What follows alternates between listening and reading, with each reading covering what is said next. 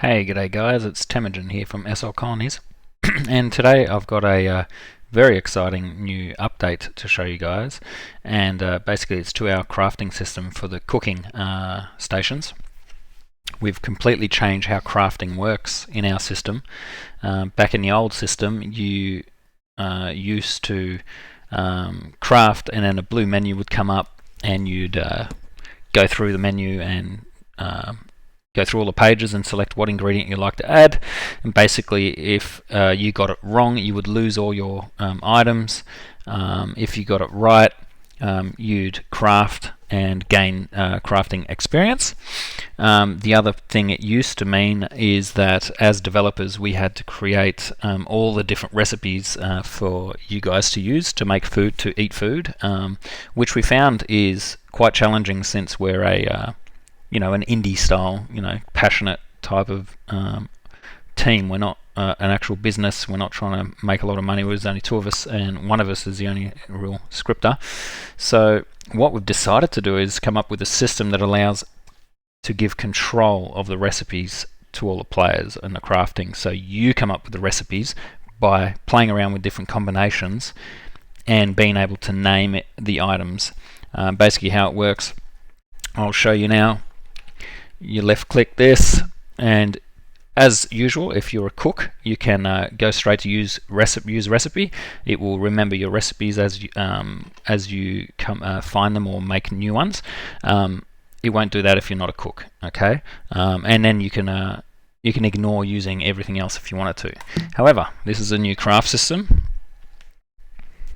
Comes up as a HUD. Now the HUD, you can change the font size here. You can increase or lower the height. You can increase or lower the width as needed for your screen. You double click as it says. Now we're using Unity for this system. It's basically almost a web app. And now the major difference that you're going to notice here is you're actually able to drag and drop what you want to your recipes and come up with things. Okay, you can just play around with your items. Now firstly, if you're not a cook, you're going to be limited to three items. Like if I try and add another, it just won't let me unless I've already added the fish. I can add another, should be able to add, no. So only three, you're limited to three. But if you're a high level, you'll be able to every level you get, you'll get another slot pretty much. Now all your ingredients are here. You can drag the screen. It only shows ingredients in our system which are considered to this as like a food or something that affects stats. So if it's labeled as a food already, if it's already been created, you can't use that. Like you can't make a cake and then bring a cake into here and add more stats to it. Also, if you have a look, if I just put one beef, it'll tell you one gives you this much health, this much blood, energy, and this much hunger. Now I'll gain five experience, and it'll take me 1 minute. If I do two of them, obviously it'll change the time it takes and the CXP earned. Now if I add more beef mince to this, let's add another one, it increases the stats you get. Now before I craft something, I'll just show you these other windows. So recipes here pretty much works the same as the first screen when you initially clicked on the crafting station, except that it comes up on this HUD. It just looks a bit better if you'd like to use it. And your inventory is basically just a view of your inventory, what you've got and what you're able to use. Right, so let's go through making a recipe. All right, let's come up with a new recipe. Let's say. Let's do, for example, let's put a beef porterhouse. Now you can't just do one, it has to be at least two items before it allows you to cook it. So that allows us to do the initials. Like if we have a beef porterhouse, we'll create the initial. You put one beef porterhouse in, you'll make a cooked beef porterhouse. So let's say one beef porterhouse, one beef ribeye. Let's leave it like that. It's a food. Now you check, you click check, and it will check if the recipe's already been created before. And no, it doesn't exist. So I'm able to make this. Let's just make a test recipe for the purpose of this video. We check the name, and look, it's available, right? You're limited to, I believe, 20 characters. Now you can change the icon set for your recipe if you want. We're going to add a lot more, obviously. So you can just go through this and pick what you like. Let's go with this one, and let's say just a test recipe for the video. I'll delete this on the database when I'm done, so you can come up with it. So basically, craft. It says it's going to take 2 minutes, so I will skip the video to get there for you guys. Hit craft, and here it goes. Now I'll get the video started when it's done. Alright, and we're back. Let's get this new beautiful piece of test recipe out and eat it. Test recipe, I've got 3 minutes to get this pretty much, or a bit more than 3 minutes, double that. Alright, so I've received test recipe. Alright, let's eat it.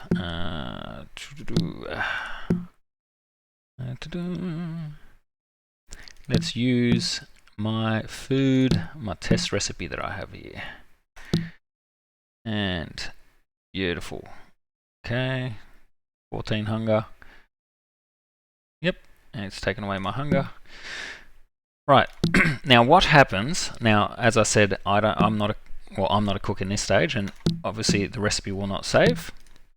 But now that this recipe is in the system, if someone else were to use exactly the same recipe as me, instead of getting all the options I had, this is what will basically happen.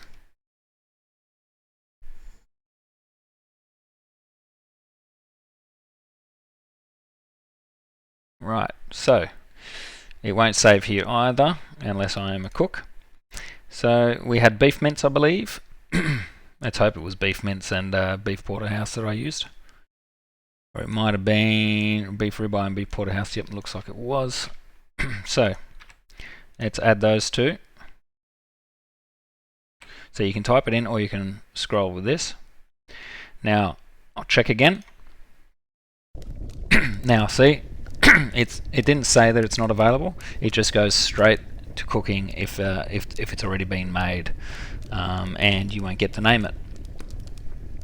So it's up to you guys to make the recipes, and what we're going to do every month or maybe even every week is we're going to go through the database, see who's made what recipe, and come up with a competition to feature your recipe. Featured recipes will be announced on our forums, on our Facebook page, and in our group, and will more than likely make it into a resible prim that you can put on the ground, much like our water tray, where players will be able to click and eat portions of your foods. Now we're also going to be adding this crafting feature to say a herbalist, or not herbalist, but an alchemist. You'll be able to mix different concoctions randomly to get random stats in your potions. You'll be able to do the same thing with drinks as well. So I'll just pause this video till I get to the end of this cooking, and I'll explain some more features of this to you. Alright, here we are. I'll grab this. Now I'll explain something else that is in this new system once I get in. Just bear with me.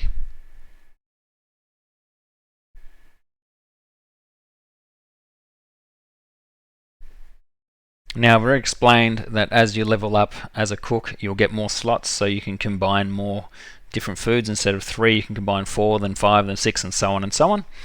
Now something else I need to explain to you guys is catalyst ingredients. Basically, you've got ingredients that you can only purchase at the Crafting Experience store. They're worth 100 CXP each, and what catalysts do is they'll multiply a certain stat. So for example, I've got here kale. Kale will multiply a blood stat of a food by 2. Salt will multiply your hunger stat by 2. Then you've got caffeine, which will work on your energy will give you an energy multiplier. You've got eucalyptus, which will work on a sick multiplier. You've got vitamins for a health multiplier, electrolytes for fatigue, and ice for thirst. So just to give you an example, let's get some beef Scotch fillet. Let's put 5 in there, just so it's a bit of a bigger number. No, let's just put 1. Right, so this does your health, energy, and blood hunger. So I haven't got any caffeine on me. I do have salt on me. Sorry, it doesn't do blood. And hunger, I've got salt. So I've got I've got salt. That's about it. So I can increase the hunger stat. So let's add 1 salt.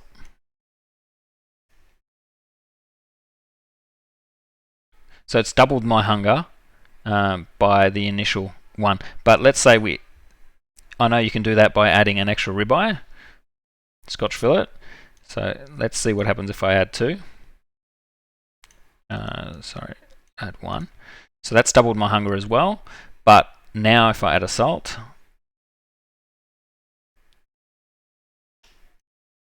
you're doubling the hunger of both of those. So if you, instead of having to add 4 Scotch fillets to get the same stat, you just add the Scotch fillet plus 1 salt.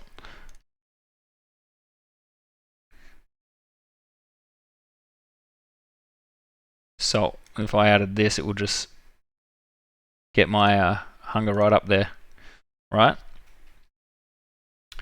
And then obviously you can name your food. Kale won't do anything because that's for blood, and I don't have a stat for blood in this food, so it can't do anything for you, right? The food you're using, combining, has to have the stat, otherwise you're just wasting a catalyst. And I don't believe water does anything. That's just for just a place. Well, there you go. We'll do thirst. So you could use ice, and you'll increase the thirst to your stat. And you could also add, let's say, milk, which might actually, I think it does a sickness milk. No. Yeah, so you can play around and you'll get some awesome food combinations. Now you can either just craft based on what sort of stats you want to increase, or you can do for roleplay purposes and make nice dishes, beautiful dishes. Obviously the ones that are probably going to win our competition to get prim objects are going to be the ones that, you know, are good combinations that would make sense in a real life sort of, or roleplay environment sort of recipe, not so much like an energy recipe, putting 10 porterhouses just to make full hunger, full energy, full health, getting all the stats in there. They're not so interesting. Anyway, I hope you guys all enjoy that, and I'll see you guys next time. And I did tell you guys also that this has already been pushed. It's available to everyone now for free, to everyone that's got a cooking station. See you guys.